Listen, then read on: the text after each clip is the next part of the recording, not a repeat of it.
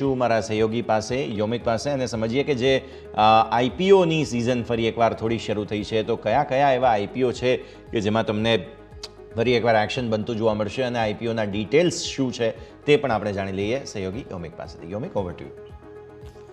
G yes, finally back to back આપણને IPO આવતા જોવા મળી રહ્યા છે કે જે આપણને રિસેન્ટલી જ આજે આપણને એન્જિન એન આઈપીઓ આપણને જોવા મળ્યો હતો કે જેમાં આજે આપણને ક્લોઝિંગ એનું થયું છે કે એમાં ઓલમોસ્ટ આપણે વાત કરીએ તો 7 ગણું આપણને એન્જિનનું આપણું રિટેલનું આપણને એમાં જોવા મળ્યું છે સબસ્ક્રિપ્શન. હવે આપણે નવો આઈપીઓ આથી 2 આઈપીઓ ચાલુ થયા છે, જેમાં હું ફર્સ્ટ હું ટીબો ટેકની વાત કરીશ કે જે ટીબો એ ટેક કંપની છે કે જે ટ્રાવેલ ડિસ્ટ્રીબ્યુશન પ્લેટફોર્મ એક પૂરું પાડે છે કે જેમાં કંપની એ એમના સપ્લાય બિઝનેસ અને જે રિટેલ બંનેને કનેક્ટ કરવાનું કામ કરે છે. જો સપ્લાય બિઝનેસની જો વાત કરીશ તો એમાં તેઓ hotels, airlines, car rental, transfer, cruise, insurance, rail કંપનીનો સમાવેશ થાય છે. અને જ્યારે એમના રિટેલ ગ્રાહકની વાત કરીશ તો એમની જો ટ્રાવેલ એજન્સી, પછી ઇન્ડિપેન્ડન્ટ ટ્રાવેલ કન્સલ્ટન્ટ અને કોર્પોરેટ ગ્રાહક એટલે કે સપ્લાય અને રિટેલ બંનેને કનેક્ટ કરવાનો અહીંયાથી કામ એ ટીબો ટેક કરતું જોવા મળે છે.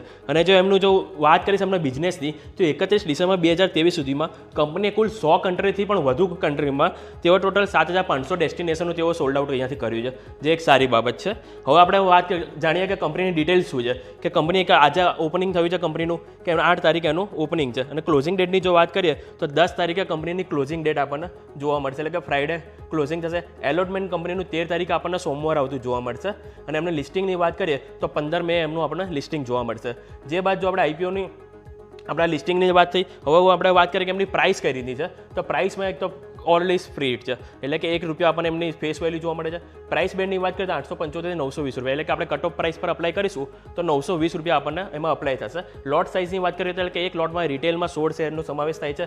ટોટલ ઇસ્યુ સાઇઝની જો વાત કરું તો 1550 કરોડ છે. હવે એમાંથી ફ્રેશ સાઇઝ કેટલી છે, એટલે કે ફ્રેશ આપણે વાત કરીએ તો 400 કરોડ કંપનીનું ફ્રેશ છે, એટલે કે આ એક એવું અમાઉન્ટ છે કે જે કંપનીના બિઝનેસમાં યુઝ થશે. અને ઓફર ફોર સેલ જે કંપનીનું વધારે જોવા મળે છે, જે 1150 કરોડ આપણને ઓફર ફોર સેલ જોવા મળે છે. હવે પ્રમોટર હોલ્ડિંગ આ એક થોડું કન્સર્ન જેવી વાત છે કે એમનું ઓલરેડી જ અત્યારે આઈપીઓની પહેલાં 51.26% છે. હવે આઈપીઓ આવશે એટલે ઓબ્વિયસલી કે એમાંથી થોડો ઘટાડો થશે પ્રમોટર હોલ્ડિંગમાંથી, એટલે અહીંયા એક થોડું કન્સર્ન જેવી વાત છે. ચલાવો આપણે થોડાક ફંડામેન્ટલ જોઈએ કે ફંડામેન્ટલ કંપનીના કઈ રીતે આપણને જોવા મળે છે. જો આપણે સૌ પ્રથમ એસેટની હું વાત કરું તો એસેટ કંપનીની 576 કરોડ 31 માર્ચ 2021માં હતી, જે કન્ટિન્યુ અહીંયા ગ્રોથ આપણને જોવા મળે છે.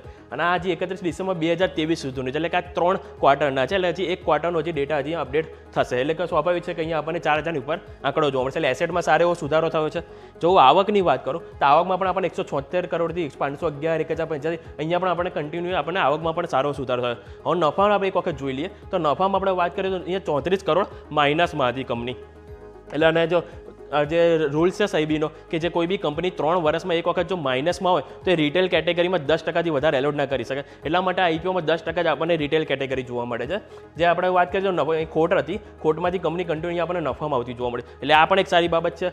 સાથે સાથે જો આપણે વાત કરીએ કંપનીનું બોરોવિંગનું તો કંપનીનું બોરોવિંગની વાત કરીએ તો કંપની આપણને ઓલમોસ્ટ 31 માર્ચ 2021માં કંપની 0 ડેપ ફ્રી હતી, જે બાદ થોડું વધારે થઈ પણ ઓલમોસ્ટ આ ડેપ ફ્રી જેવું છે કે 2.93 કરોડ આપણને જોવા મળે છે. એટલે કંપનીના ઓવરઓલ ફંડામેન્ટલ સારા છે, આવક નફામાં સારો સુધારો થયો છે, સાથે સાથે કંપની ઓલમોસ્ટ ડેપ ફ્રી છે, એટલે અહીંયા ઓવરઓલ આપણને ફંડામેન્ટલ સારા જોવા મળે છે.